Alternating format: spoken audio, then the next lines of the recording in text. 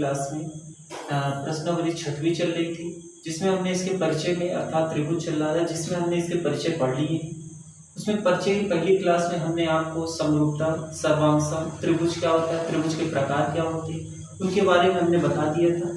यदि आपने उस पहली क्लास को ली होगी तो यहाँ पे जो प्रश्नावली 6.1 है उसको स्वयं से कर पाएंगे। हमने कहा भी था आप कोशिश कीजिएगा, यदि आप सही तरीके से उस क्लास को लिए होंगे तो इसको कर पाए होंगे। बाकी आज हम 6.1 प्रश्नावली समाप्त करते हैं इस वीडियो में। तो स्टार्ट करते हैं साथ में। जैसा कि यहाँ पे हमें पहला क्वेश्चन दिया गया है, पहले क्वेश्चन में दिया है कि कोष्टक में दिए गए शब्दों से सही शब्दों का प्रयोग करते हुए रिक्त स्थान, अर्थात कहने का मतलब ये पहले प्रश्न में हमें रिक्त स्थान भरने हैं। यदि आप समरूप आकृतियां और सर्वांशम आकृतियां पिछली वीडियो में सही प्रकार से देखे होंगे, पढ़े होंगे, तो आप इनको आसानी पूर्वक स्वयं से कर पाएंगे। यही हमने कहा था, एक बार ट्राई जरूर कीजिएगा। जैसा कि यहाँ देखते हैं तो पहले प्रश्न में बोला है सभी वृत्त होते हैं, अर्थात सर्वांशम होते हैं या समरूप होते हैं। तो जब हमने आपको सर्वांशम और समरूप बताया था तो हमने क्या बताया था, समरूप क्या होते हैं, ऐसी आकृतियां जो दिखने में तो एक समान होती हैं लेकिन उनकी माप क्या होती है, असमान होती है, यानी अलग अलग होती है, वो क्या होते हैं, समरूप होती हैं। और सर्वांशम क्या होते हैं, जो दिखने में भी एक समान हो और उनकी माप भी क्या होनी चाहिए, एक समान, यानी एक जैसी होनी चाहिए। यहाँ बात क्या किया, वृत्त की। जैसे अगर हम बात करते हैं कि भाई अगर एक वृत्त हमने ये ले लिया और एक वृत्त हमने ये ले लिया, हमने कहा इसकी त्रिज्या जो है 4 सेंटीमीटर है और इसकी त्रिज्या जो है 6 सेंटीमीटर है। बोलना दिखने में तो एक जैसे है ना, लेकिन इनकी माप क्या हो गई, असमान हो गई, अलग अलग हो गई, तो इनको हम क्या बोलेंगे, समरूप। इस प्रकार से अगर हम देखें तो पहले जो है हमारा क्या आ जाएगा, समरूप आकृतियां हो जाएगी। क्या हो जाएगा, समरूप हो जाएगा।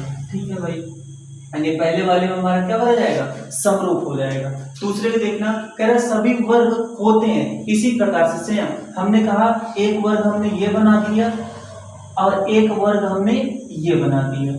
अभी हमने कह दिया इसकी जो भुजा है वो 3 सेंटीमीटर है और इसकी भुजा जो है वो 5 सेंटीमीटर है। अभी आप बताना वर्ग की सभी भुजाएं क्या होती हैं, समान होती हैं। तो ये दिखने में तो एक जैसे हैं लेकिन इनकी माप क्या है, असमान है, यानी समरूप। समान रूप के होने चाहिए, तो समान रूप का तो है लेकिन इनकी माप क्या है, असमान है, तो इसको क्या बोलेंगे हम, समरूप बोलेंगे। तो ये हो जाएगा हमारा समरूप आकृति बनेगी। क्या बनेगी, समरूप आकृति। तीसरे वाले में देखना, पहले के तीसरे में कह रहा सभी डेड यानी खाली स्थान है त्रिभुज समरूप होते हैं, यानी वो किस प्रकार के त्रिभुज होते हैं जो समरूप होते हैं। तो अगर हम बात करते हैं, ऑप्शन में हमें दिया है समद्विबाहु और समबाहु। ध्यान समझना, ऐसे समबाहु त्रिभुज, जैसे कहने का मतलब ये हमने एक ये समबाहु त्रिभुज बनाया। समबाहु त्रिभुज क्या होता है, अगर आप पिछली वीडियो देखे होंगे तो उसमें हमने बता चुके हैं, क्या बताए हैं कि भुजा के आधार पर त्रिभुज के प्रकार और कोण के आधार पर त्रिभुज के प्रकार। तो ये भी समबाहु त्रिभुज, ये भी जैसे हमने कहा इसकी 2 सेंटीमीटर, तो ये भी 2 सेंटीमीटर, ये भी 2 सेंटीमीटर, यानी इसकी माप होगी क्या होगी, 2-2 सेंटीमीटर इनकी क्या होगी, माप होगी। यहाँ अगर देखें तो ये भी 2 सेंटीमीटर होगा, ये भी 2 सेंटीमीटर हो।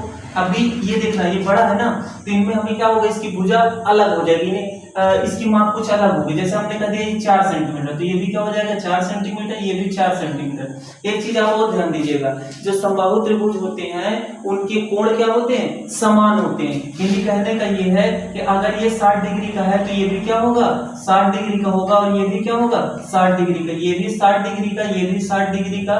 क्यों भाई, क्योंकि ये समरूप है। तो देखना जरा सा, यहाँ पे भुजाएं भी क्या है, समान है और कोण भी समान है, लेकिन यहाँ पे अगर देखें तो इनकी भुजाओं की माप क्या हो गई, असमान हो गई, यानी अलग अलग। समरूप कहने का मतलब ये है कि समरूप में दिखने तो एक जैसे होने चाहिए लेकिन उनकी माप क्या होनी चाहिए, असमान होनी चाहिए, यानी अलग अलग होनी चाहिए। हम यहाँ पे किसकी बात कर रहे हैं, त्रिभुज की बात कर रहे हैं, समबाहु और समद्विबाहु त्रिभुज। तो समबाहु त्रिभुज में अगर देखें तो सभी भुजाएं क्या है, समान है। कहने का मतलब ये है, जैसे यहाँ 4 सेंटीमीटर, तो ये भी 4 सेंटीमीटर, 4 सेंटीमीटर, जैसे समबाहु त्रिभुज ही तो बोलेंगे, ये भी समबाहु त्रिभुज बोलेंगे। अच्छा, दिखने में दोनों त्रिभुज हैं लेकिन इन दोनों की अगर तुलना करेंगे तो क्या हो गई, भुजें असमान हो गई, यानी अलग अलग है, माप अलग अलग। और जब माप अलग अलग हो जाएगा तो उसी को हम क्या बोलेंगे, समरूप बोलेंगे। अर्थात ये हमारे कैसे हो जाएगा, समरूप आकृति हो जाएगी। कहने का ये मतलब है, कहने का मतलब क्या है कि वो हमारा क्या होगा, समबाहु त्रिभुज होगा। यहाँ पे हमारा क्या हो जाएगा, समरूप, यहाँ पे क्या होगा, समरूप हो जाएगा। ठीक है भाई, चौथे सवाल पे आते हैं। कहने का मतलब बोला कि भुजाओं की समान संख्या वाले दो समबाहु दो बहुभुज समरूप होते हैं यदि उनके क्या है संगत, यानी उनके संगत कोण क्या होने चाहिए। अरे भाई समरूप कब होंगे, जब उनके संगत कोण क्या होंगे, समान होंगे, नहीं बराबर होंगे। तो ऑप्शन में हमें क्या दिया हुआ है, यहाँ पे लिखेंगे बराबर, क्या होने चाहिए, बराबर होने चाहिए। और आगे क्या बोला है, तथा उनकी संगत भुजाओं का अनुपात जो होना चाहिए वो क्या होना चाहिए, समान होना चाहिए, अर्थात समानुपाती, यानी भुजाएं कैसी होनी चाहिए, समानुपाती होनी चाहिए। अर्थात जब हमने आपको बताया समरूप के बारे में तो वहां हमने यही तो बताया ना कि इनके कोण क्या होते हैं, समान होते हैं। जैसे यहाँ पे देखो कोण सभी क्या है, समान है, लेकिन भुजाओं का अगर आप अनुपात निकालेंगे तो इक्वल आएगा। जैसे यहाँ से अगर हम देखें तो 2/4 करोगे तो कितना आ जाएगा, 1/2, 2/4 करोगे कितना आएगा, 1/2, 2/4 करो कितना आएगा, 1/2। तो भुजाओं का अनुपात क्या आ रहा है, समान आ रहा है, कोण क्या है, बराबर, वही क्या कहलाएंगे, समरूप। अर्थात ये हमारा चौथा भी हो चुका है। यहाँ से अगर हम देखते हैं तो प्रश्न नंबर पहला हमारा क्या हो चुका, समाप्त हो चुका है। ये जो आकृतियां हमारे अगले प्रश्न के लिए, तो ये हम क्या करते हैं, मिटाते हैं, आगे चलते हैं। जैसा कि पिछली वीडियो में जो हमने पढ़ाया था साथियों, आप उसको जरूर देखिएगा एक बार। क्यों, क्योंकि ये पिछली वीडियो से रिलेटेड ही सारे इसमें सवाल लगते हैं। जैसा कि समरूप आकृतियां आपको नहीं पता होगी तब दिक्कत होगी, सर्वांशम क्या होता है नहीं पता होगा तब भी दिक्कत होगा। यानी कि अगर आपको इसके आगे करने हैं तो आप अवश्य उसको पिछली वीडियो को जरूर एक बार देखिएगा। हम आते हैं प्रश्न नंबर कौन से, सेकंड, अर्थात दूसरे सवाल पे आते हैं। दूसरे सवाल पे अगर हम इसमें बात करते हैं, देखते हैं तो क्या दिया गया है, कह रहा है कि निम्नलिखित युग्म के दो भिन्न भिन्न उदाहरण दीजिए। पहला दूसरे के दो सवाल दिए हैं, कह रहा भिन्न भिन्न दो उदाहरण दीजिए। दूसरे का 2 है, यानी पहले वाले में हमसे क्या बोला है, पहले वाले में हमसे कह रहा है कि भाई समरूप आकृतियां, यानी 2 ऐसी आकृतियां लिखो जो क्या होनी चाहिए, समरूप होनी चाहिए। तो इसके लिए तो हम पीछे बना के आ चुके हैं, क्या होने चाहिए भाई, समरूप आकृतियां, ठीक है। समरूप आकृतियां बनाते हैं, देखना जरा सा। हमने कहा हमने एक वृत्त ये ले लिया,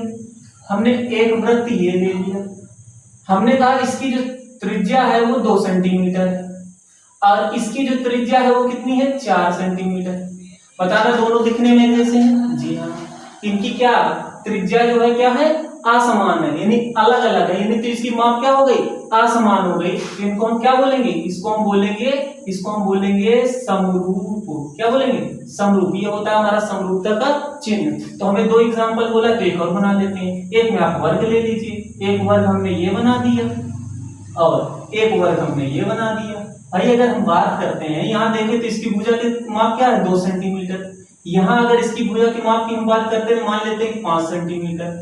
तो वर्ग ये, अगर ये 2 है तो ये भी 2, ये भी 2, ये भी 2, सभी भुजाओं की माप क्या होगी, समान होगी। और यहाँ अगर हम बात करते हैं, अगर ये 5 सेंटीमीटर तो ये भी 5, ये भी 5, ये भी 5। आप चाहो तो नाम भी लिख सकते हो, ABCD, यानी इस चतुर्भुज का नाम क्या है, ABCD। इसका नाम दे दो PQRS। यानी अगर हम बात करते हैं यहाँ पे तो इनके सभी भुजाओं की माप कितनी है, 5 सेंटीमीटर। अगर ये 5 है तो ये भी 5 सेंटीमीटर होगा, ये भी 5 सेंटीमीटर होगा और ये वाला भी 5 सेंटीमीटर। ऐसे ही 2 ये तो 2 भी ये, 2 ये, 2 ये, दिखने में जल्दी से है ना, लेकिन इनकी माप क्या है, असमान है। अच्छा, इसी में हम दूसरा एग्जाम्पल लेते हैं, दूसरा प्रश्न लेते हैं। पहले में जैसे दूसरा प्रश्न में ही 2 हमें क्वेश्चन दिए गए हैं, तो दूसरे क्वेश्चन में क्या बोला है उसको देख लेते हैं।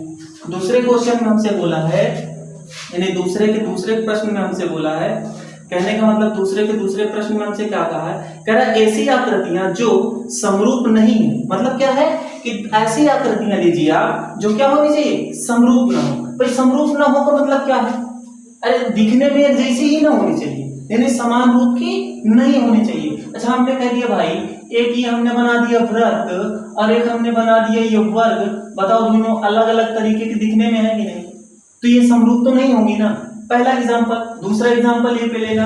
हमने कहा एक बना दीजिए आप त्रिभुज और एक हमने क्या कहा, एक आप बना दीजिए त्रिभुज और एक आप कुछ और भी बना दीजिए, एक आप बना दीजिए आयत। क्या बना दीजिए, आयत बना दीजिए। दोनों आकृतियां मतलब दिखने में जैसी तो नहीं है ना, समान रूप की तो नहीं है ना, तो ये समरूप नहीं होगी। तो हमारा दूसरे के लिए पहला एग्जांपल ये वाला हो जाएगा, दूसरा एग्जांपल ये वाला हो जाएगा। आते हैं सवाल नंबर तीसरे पे।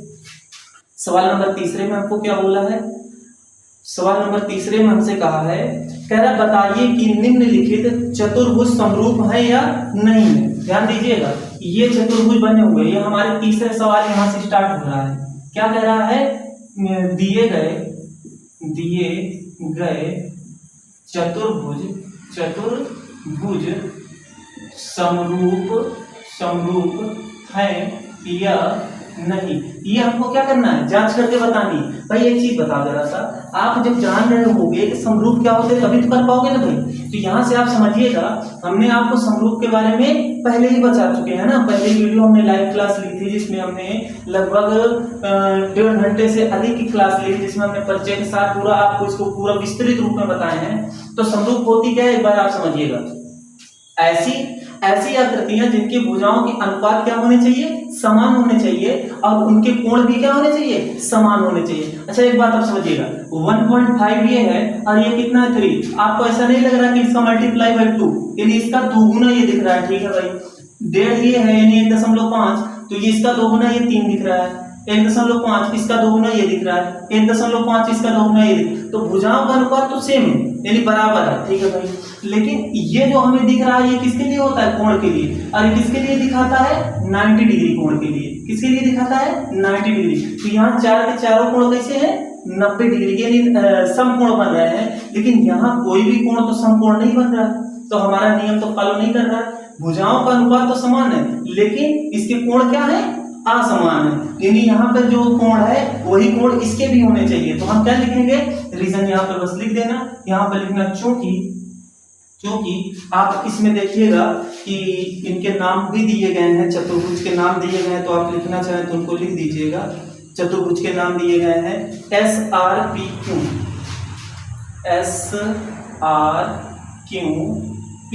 और अगले वाले में दिया हुआ DCBA ABCD, इस प्रकार से दिए गए हैं। तो हमने क्या लिख देना है भाई? यहाँ पर लिख देना चतुर्भुज कौन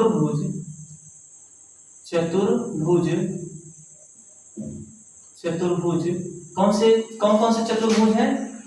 PQRS व ABCD में कोण कैसे लिख दीजिएगा? भुजाओं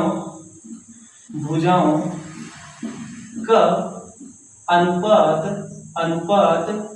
तो समान है, किंतु